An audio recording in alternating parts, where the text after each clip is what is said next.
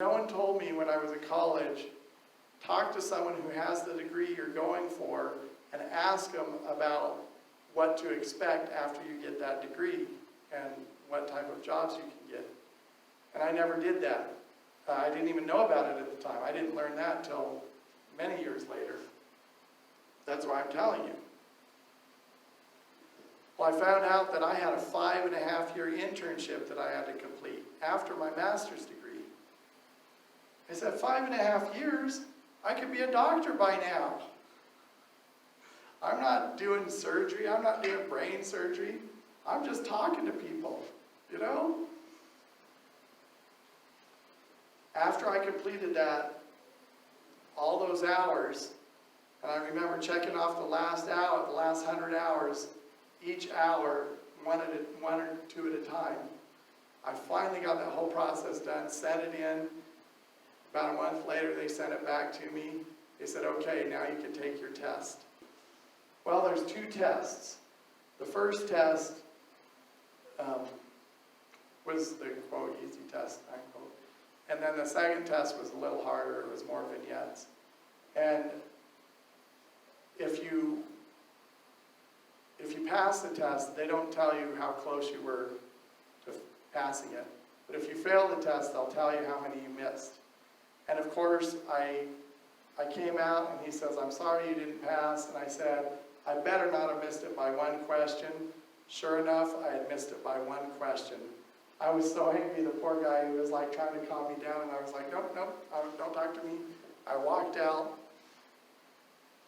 I got in the car, because every time you failed, you had to wait 6 months to take that test again. Now, to some of you this won't matter, but the test is pretty hard, and then the next year they make it a little easier, and then a little easier, and then a little easier, until enough people pass it, or too many people pass it, I should say, and then they make it hard again. So if you take it, not every year, but every 6 months, so if you take it 4 times in a row, you're bound to pass it. I didn't know that at the time. I got into the van, and I was so upset, and I looked down, and there was a book about Julius Caesar and his life. I don't know where the book came from. I think it was a library book. I don't know who checked it out, but it was sitting there. And I opened it up. I was too upset to drive. I was going to get in an accident if I was going to drive. So I just sat there and I read about Julius Caesar's life. It was just something to distract myself from my anger. And I read that as a young child, or young man, Julius Caesar was kidnapped by pirates. And the ship he was on and all the people on the ship. And these pirates could tell that he was nobility, that he was noble born. And so they treated him a little better than the others. The others they made into slaves or sold them or whatever. But him, they said, this is the kid we could earn some money from, basically. And so they treated him a little better, but they held him hostage. And he gave him a warning. He said, let me go, or I'm going to come back and I'm going to crucify every single one of you. And they just laughed at him. They said, yeah, sure, whatever. He was still a young man, you know. He wasn't of age yet. And so they just kind of blew it off, and they said, yeah, as soon as we get our money, you know, from your being, as soon as we get our hostage money, we'll let you go. Well, the ship came by. They saw Caesar. They paid as much as they could for him. They got him on. They took him back to Rome, hoping to get their reward. And Julius Caesar was so upset when he got back. He raised an army and a boat, and he went back, and he found the pirates on the island still, and he crucified every single one of them. And of course, crucifixion is a terrible thing, and they were up there suffering. And they said, we treated you well, we treated you good, please have mercy on us. So he said, okay, and he slit their throats so they would die quicker. I resolved right then that if I was going to pass that test, I was going to have to be as ruthless as Julius Caesar, not to go out and kill people, but I had to have my mind set and have an iron will.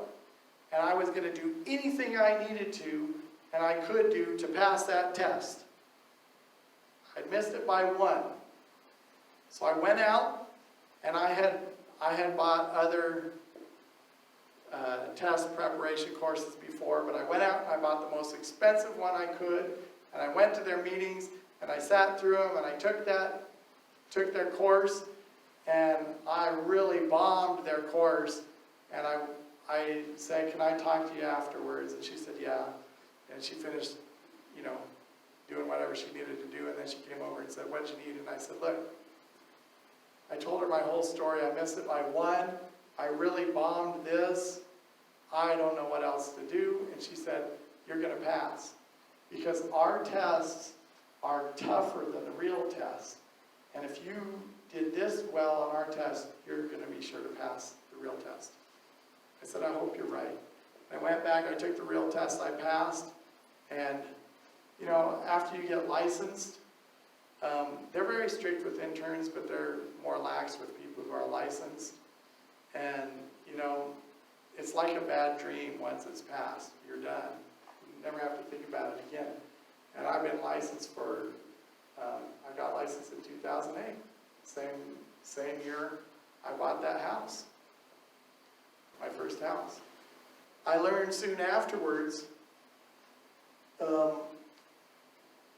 if I had taken 4 more courses in college, I could have been a social worker instead.